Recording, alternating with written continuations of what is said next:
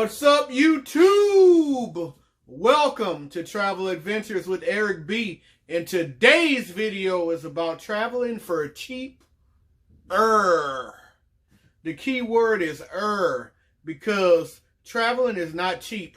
We all know there's a lot of expenses that go into traveling and a lot of sacrifice that goes into traveling. But in this video, we're going to talk about ways to travel more efficiently, ways to save money, and ways to get out and enjoy life and your life experiences without breaking the bank. So here we go.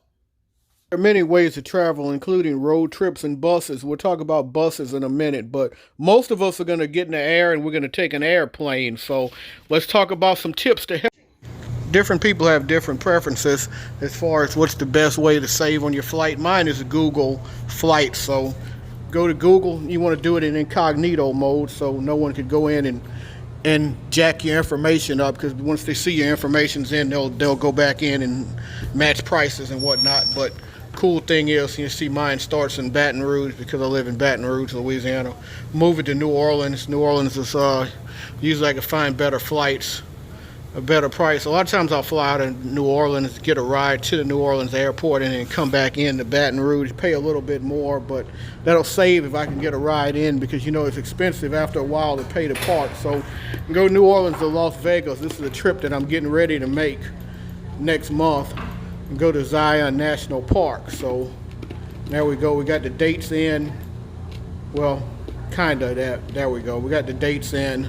Now we're gonna see the price come up. See, Spirit, Frontier is the cheapest. Just keep in mind though, know your airlines. Know your airlines is very important. Spirit and Frontier, low price, ultra low price carriers. They're cheaper a lot of times, but they charge you ridiculous fees for bags. But they're perfect for me because I go individually, just me, and I pack a book sack, and I pack that sucker tight. And when you bring a book sack, they don't charge for it. So they'll charge you $45 for bringing a carry-on, but they won't charge for a book sack. So that's how I fly Spirit Airline, and I'm just fine flying them or flying Frontier. They're not always the most comfortable, but they're certainly good enough. You're going to pay a lot less money for it. I've gotten really cheap round trip flights on them. So but know that information though, because American, Delta, United, all of those, they're all different. Some of them will give you one carry-on for free. Some will make you charge for one carry-on, but know all of that. You got to lap kids, you got all of these things. Know your airline so you can know what you can bring on the airline and know what you can't bring on the airline. Also pay attention to flight times. Flight times are very important because you get a flight real early in the morning or late at night, and sometimes you got to pay extra for a hotel, or you got to pay extra to get a ride to the hotel. Public transportation is not working in the big cities. Very important to pay attention to that flight time. Make sure it helps you and it works. Showing you Skyscanner next. A lot of people like to do Skyscanner. Has a really good feature in there where you could put in a city. Like if you want to fly out of New Orleans or Vegas or wherever, for example, you could put in the city and you could put to everywhere, and it'll show you the prices all in one page. Makes it easy and efficient with Skyscanner. So now briefly I'm going to talk about buses. Not a lot of people like to take the bus, but if you're scared to fly, I mean, the FlixBus is a good way to do it. You see a $14 one I pulled up going from Boston to New York. The Mega Bus is another one. They don't have as many routes open, I noticed, on either site. But on either site, on a given time, you can find trips from city to city for less than $10, which is really good. Very important is when you arrive to your airport, especially if it's a major city. You arrive to the airport, how are you going to get to your hotel, the city center? Now, you may be staying at a hotel close to the city center, or maybe not. Maybe you're going to have to catch a subway or metro, depending on where you are. And a lot of big cities have very good systems for metros and subways, and some don't.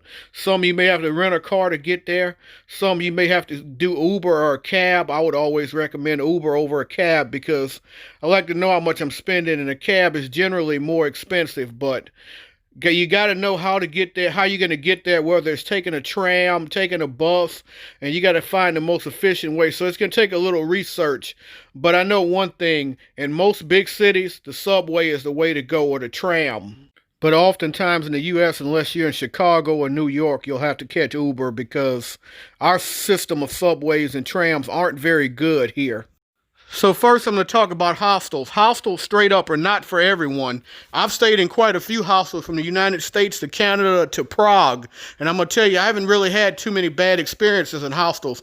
I enjoy hostels. It's an opportunity if you're a solo traveler to go out and meet other like-minded solo travelers. You know, they give you ideas, you talk, you can go check out different things. You don't feel like you're alone as a traveler. And if you're a people person, you'll enjoy hostels. Everyone's not people persons, by the way. But you know what a hostel is if you've never stayed in one. If you think about what a college dorm is, the type of facility a college dorm is, where you can just kind of just hang out, the bunk beds, anywhere from like 4 beds to 20 beds in a room. So big drawbacks to that is, you know, it's going to get smelly when you have all of these people in a room. You're going to have to deal with people snoring. Of course, you can get single beds or get a hostel with 2 beds. The thing about it, though, if you're going to get a hostel with 2, 3 beds with your friends, you can get a 2 or 3-star hotel for probably the same price, because the price does dramatically go up whenever you get a hostel that's an individual 2 to 3 bed one. A lot of people feel like hostels are for just young party people. Hostels can be a lot of different things. I've been in hostels a lot in my mid to late 30s. Never been the oldest person. So next, let's talk Airbnbs. I recommend Airbnbs for couples or maybe a group of 3. It's really good. You got the place to yourself in most cases. Now, sometimes you might be staying with the host, but Airbnbs, though, you got a lot of room in there. It's yours, you know. It's usually a pretty nice setup and everything. I really like Airbnbs, especially if it's an Airbnb when you get the whole place to yourself. Cool thing about the Airbnb is you kind of blend in with the community where you're going. You really feel like you're a part as opposed to staying in a hotel. Vacation home rental is one that I recommend if you're talking family, kids, and everything. You'll have a lot more room. Vacation home rentals, you pretty much always have the place to yourself, unlike Airbnbs where you'll sometimes have the place to yourself, or hostels where you may have a room to yourself, but everywhere else is shared facilities. Vacation home rentals is kind of like yours for the time that you're there. So, you know, kids can go run around and play. You can go really have a good time, cook, do whatever you want to do, and enjoy the facilities to yourself. Of course, you got to follow the rules of the owner of the property, but other than that, I like the idea for a family. Chances are when you go into the more spread out cities like in Houston or Miami or Denver or somewhere like that, you're going to have to rent a car. And there are ways to save money, rent a car. There's a site called Auto Slash that's excellent. But also if you're older, make sure to check, see if you can be a member of the AARP or maybe AAA. You can find good rates. Ebates is another good one where you could find offers on rental cars. But I'm going to tell you this little tip right here with rental cars. If you use the right credit card, you don't have to worry about paying that 11 to 15 bucks a day for insurance on that rental car. Your credit card will take care of the rental car completely. And also another tip when it comes to rental cars. Just fill the card before you bring it back to the airport if you can. Don't go out there and pay extra money so that you can bring it back on empty, because many times this doesn't happen and you end up wasting money. You rent a car and you see 25 bucks is the final price. Never expect to pay the final price. They will jack you every time.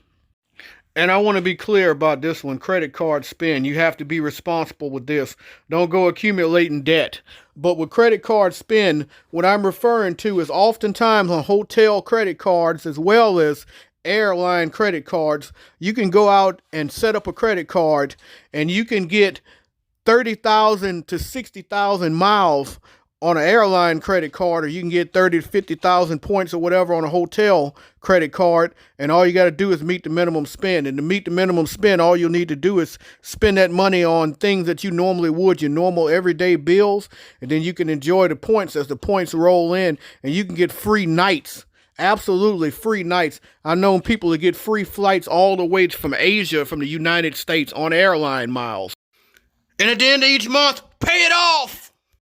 As well as hotel miles. Now, I'm a Hyatt guy, so I've been in the Hyatt loyalty program, but I'm also in the Marriott and Hilton getting all the loyalty programs because these points add up, and you'll get nights. Look at that. Perfect view from the Hyatt Regency Étoile in Paris, Charles de Gaulle Étoile, of the Eiffel Tower from my room. You can get those type of deals. Just make sure you're signed up for every loyalty program, hotel, hotels, and airlines. And if you're scared to use the credit card to do it, just sign up on your own. Eventually, those points will add up, and you will get hell of a deals just by signing up for these programs. Trust me when I say it's worth it. Sign up for each and every one of these programs. You're going to fly them. You're going to stay there. Use their programs. They add up. They just add up faster with the credit cards. I hope you all enjoyed this video. We'll continue to make more material like this. I ask that you please hit the like and please hit the subscribe button. I want you to remember 4 things from this video. Travel off season, know your airlines, book directly from your airlines, and travel during the off seasons. If you do all 4 of those things, you'll save money and you'll travel more efficiently and more affordable. So, as always, live today, grow today. Tomorrow's never guaranteed. Peace.